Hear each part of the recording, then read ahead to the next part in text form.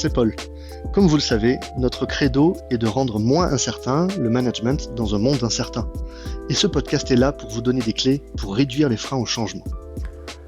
Bonjour Christophe. Aujourd'hui, et en continuité des épisodes précédents qu'on a pu faire sur le fonctionnement des membres du CODIR, tu proposes de travailler sur le comportement des membres du CODIR quand il y a une pression extérieure ou un désaccord interne qui chamboule un petit peu le quotidien. Bonjour Paul et bonjour à tous. Oui, c'est ça. J'ai souvent vu des CODIR partir en vrille en cas de désaccord ou de pression externe. Or, c'est bien dans ces moments précis que l'impératif, c'est l'union sacrée et la collaboration forte. Je vais d'abord préciser ce que je veux dire par pression extérieure et par désaccord entre membres d'un CODIR. Une pression extérieure, c'est un événement imprévu, souvent d'une ampleur significative, qui prend sa source en dehors des murs de l'entreprise, mais qui a des répercussions directes et potentiellement dévastatrices sur l'organisation.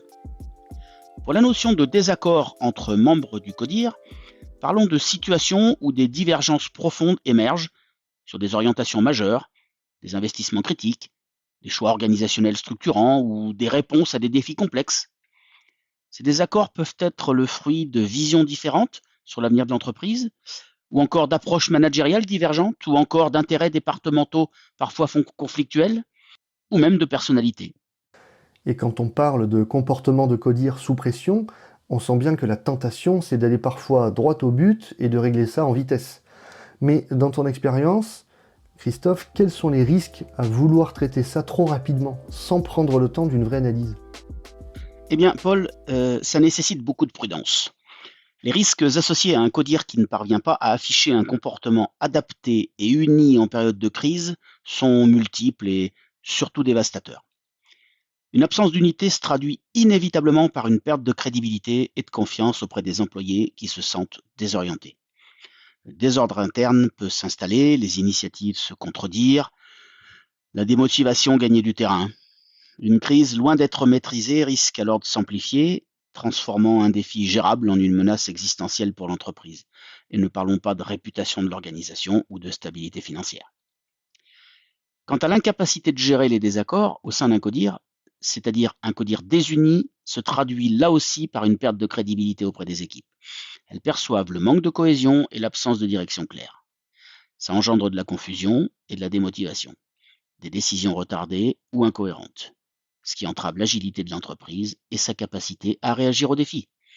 À terme, je vous laisse imaginer la performance. Ceci étant posé, je ne prends pas beaucoup de risques à dire qu'il n'est pas nécessaire d'attendre le pire pour diagnostiquer les modes de fonctionnement des membres du CODIR, que ce soit individuellement ou collectivement. Très bien, mais c'est là que ça se complique, parce que entre ce qu'on croit percevoir dans un CODIR et ce qui se joue vraiment sous la pression, il peut y avoir un vrai décalage. Alors, selon toi, Christophe, comment est-ce qu'on peut évaluer clairement le comportement des membres du CODIR quand ils sont sous pression ? Comment est-ce que ça se diagnostique efficacement ? Eh bien, Paul, c'est du bon sens essentiellement. Premièrement, par observation directe et systématique. Il s'agit de prêter une attention particulière aux interactions des membres du CODIR lors des réunions critiques, lors des sessions de brainstorming sous contrainte, ou de communication face à des parties prenantes externes exigeantes. On observe la fluidité de la communication, la capacité d'écoute, la gestion des désaccords, la rapidité de réaction aux informations nouvelles et la manière dont les décisions sont formulées et prises. Est-ce que certains membres se replient sur eux-mêmes ? D'autres deviennent-ils plus autoritaires ? La collaboration est-elle maintenue ou alors se délite-t-elle ? Tant de questions à répondre. Deuxièmement, on peut dire que l'analyse des processus de décision en situation de crise est très instructive. On examine comment les informations sont partagées, si on travaille sur des faits ou des suppositions, si les hypothèses sont remises en question, si des scénarios alternatifs sont envisagés, si les risques sont évalués de manière exhaustive. Un diagnostic efficace révélera si le CODIR tend à l'immobilisme, à la précipitation, ou s'il maintient une approche méthodique, voire analytique, malgré la tension.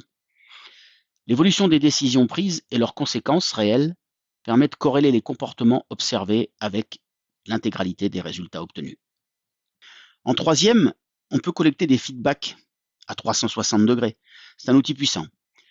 Cela implique de recueillir des retours non seulement des pairs au sein du CODIR, mais aussi des équipes sous leur responsabilité, des collaborateurs transversaux et même, si vous le jugez pertinent, de partenaires externes ayant interagi avec eux sous pression. Des enquêtes anonymes, des entretiens individuels structurés ou des groupes de discussion peuvent révéler des schémas comportementaux, des points forts insoupçonnés ou des zones de fragilité. L'objectif est d'identifier si le comportement sous pression est perçu comme constructif, paralysant ou même contre-productif. Il est également intéressant de faire une évaluation des compétences individuelles en matière de leadership sous pression. Des outils d'évaluation psychométrique ou des entretiens approfondis peuvent vous aider à comprendre les mécanismes comportementaux individuels, la résilience émotionnelle, la capacité à gérer l'ambiguïté et la propension à la prise de risque ou à l'aversion au risque de chaque membre. Ça permet d'identifier les profils qui excellent sous pression et ceux qui pourraient bénéficier d'un soutien ou d'un développement spécifique. J'en profite d'être à cette tribune. Sachez que pour tous ces éléments de diagnostic, nous pouvons vous proposer des solutions et des outils packagés permettant d'interroger très largement la structure sur ces points. N'hésitez pas à nous consulter pour ça si vous en sentez le besoin. Et on sent bien que c'est un sujet qui peut être délicat pour tout codir.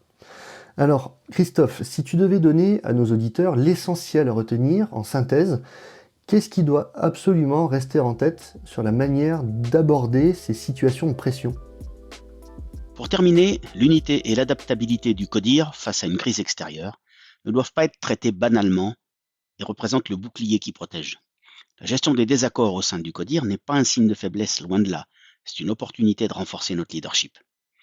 Diagnostiquer les comportements individuels et collectifs dans ces cas complexes est une démarche proactive qui nous permet d'identifier les forces, de cibler les faiblesses et de renforcer collectivement la capacité d'un CODIR à surmonter ces défis.